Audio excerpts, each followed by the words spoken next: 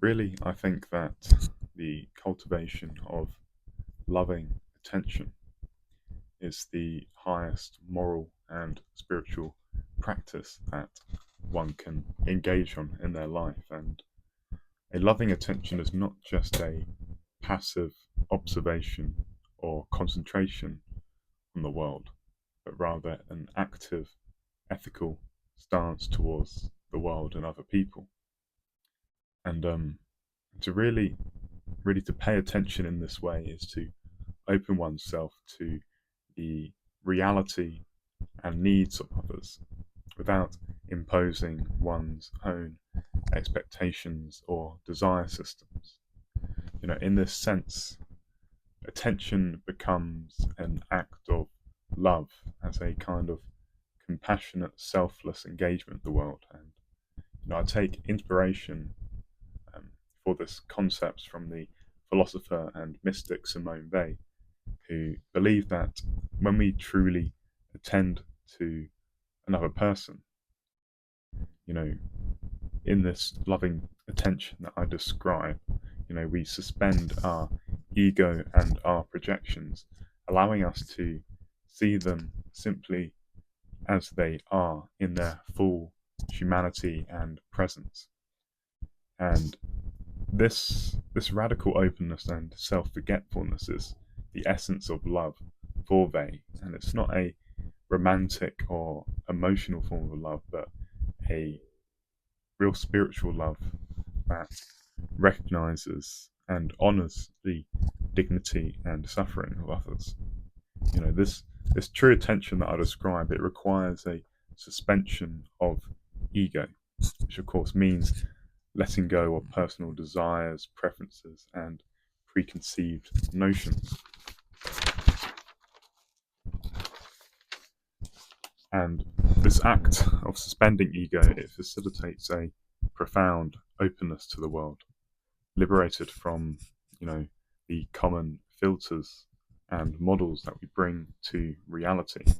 You know, in this activity, you see the world simply as it is and not how you wish, the world could be. And of course, to do this, you suspend self interest, you suspend individual judgment. You set aside the assumptions about the world in order to really encounter things truly as they are. And this form of attention, which sees things as they are, is a receptive conscious motion. It steps back and withdraws filters. And when we look ahead to the world with agendas and filters, this constrains reality to what we wish to see. And of course, this is a kind of natural inevitability of the sort of perceptual systems we have as organisms. We have to constrain reality in some kind of way in order to pragmatically engage with it. However, we should learn to be flexible in this constraining and filtering, in order to not become perceptually rigid. This flexibility requires that one occasionally steps back into silence. They step back into their center in order to receive the world as unconditioned as they can.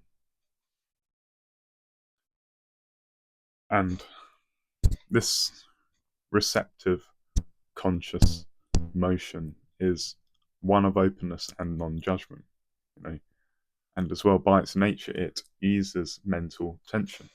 Much of our conscious tension comes from too much striving, too much forcing of reality to conform to what we want, and really our culture does seem to place excessive emphasis and regard upon this conscious action of forward, forceful motion, which upsets the equilibrium between work and rest.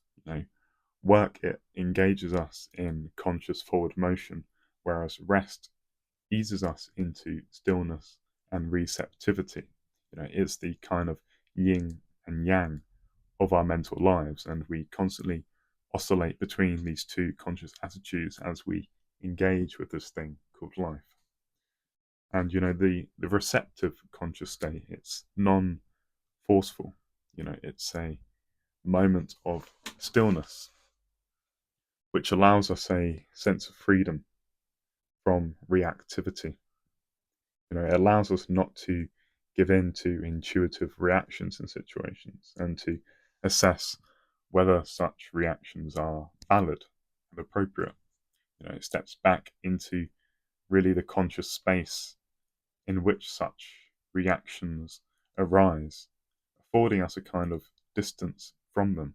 And this allows us to recalibrate and to then orient our work, orient our behavior in a more optimal direction.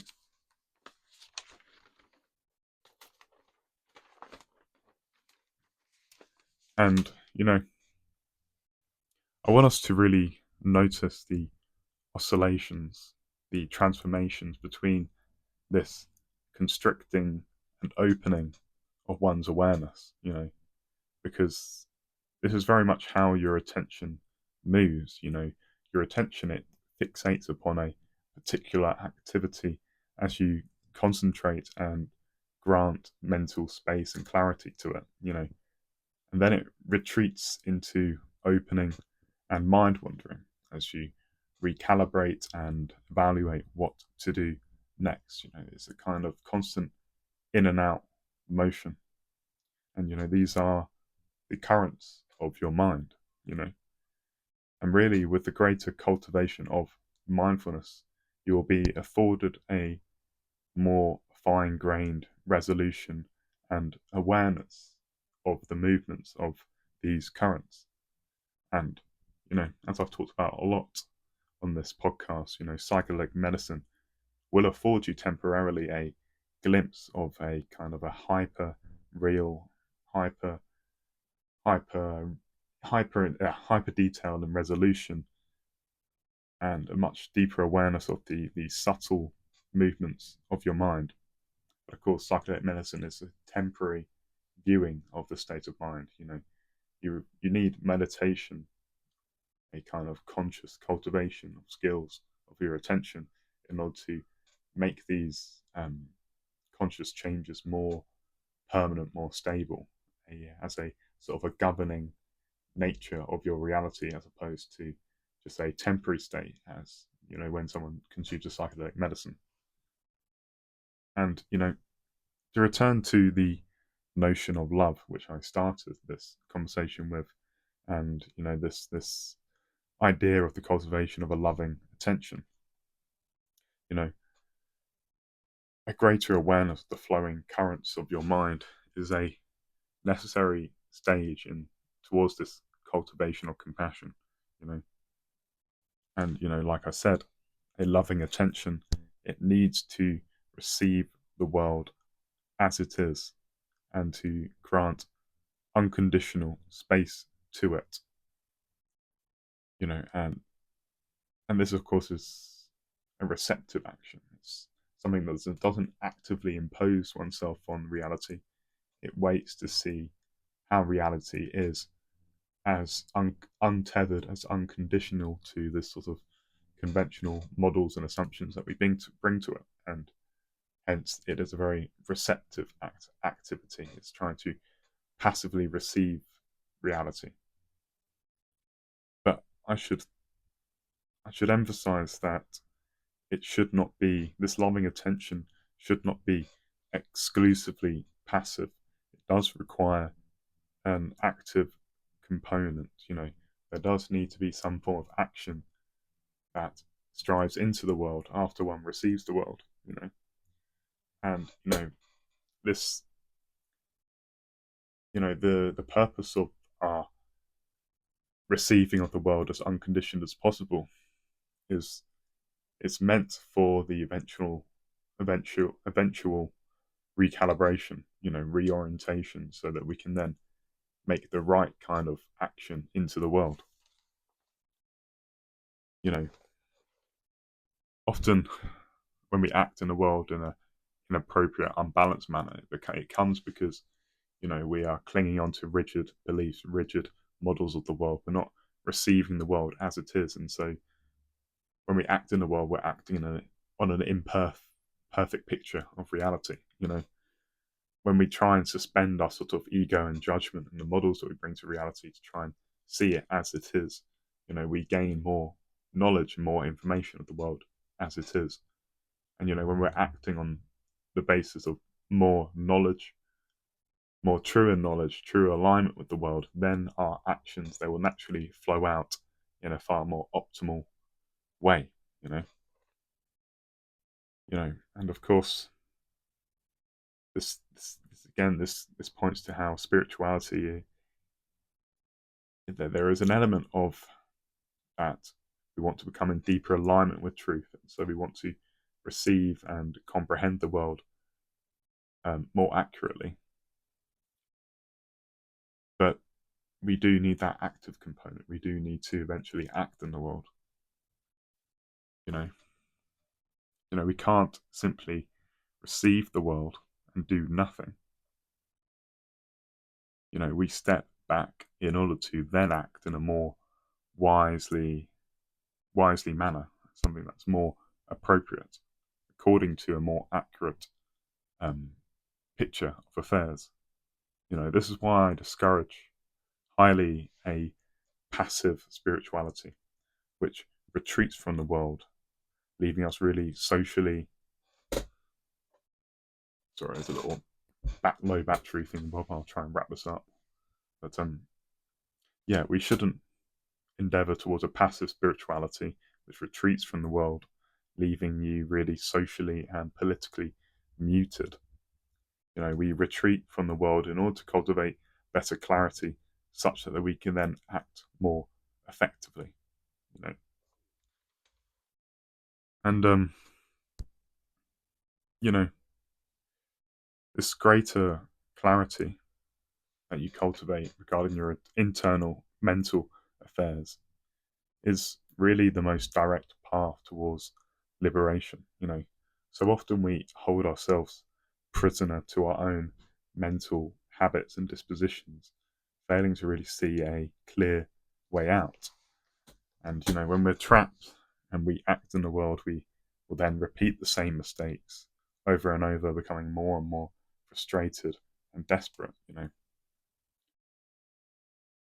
I guess sort of the message that I want to leave you with is that if you truly wish to transform your outer world, first start by transforming your inner world, And the inner world is the one you have most direct, the most direct path to change. It's very difficult to change the outside world because so often it's just sort of doesn't conform to our desire systems. It pushes back, it resists. But your internal world, the way that you look upon the world, that's essentially you. And that is the great work, awareness of oneself or their nature. And that's, essentially the whole ethos of my podcast, the Marvellous Mind Podcast, is trying to point people to discover in themselves their own marvelous activity, their own self-evident nature, and this raw fascination and mystery that is their experience. It's right in front of you all the time, but we ignore it all the time, choosing to live in distractions and succumbing to our habits all just frequently, and we're sort of ensnared in these cycles of doing the same thing over and over again. And we think, gosh, is there any freedom from these sorts of patterns? And there are. And the first step is to pay attention to them, to interrogate them, to introspect, to assess them. That's the only path to freedom, really. But leave that at that. Hope that's been interesting. Like and subscribe and all that sort of stuff. So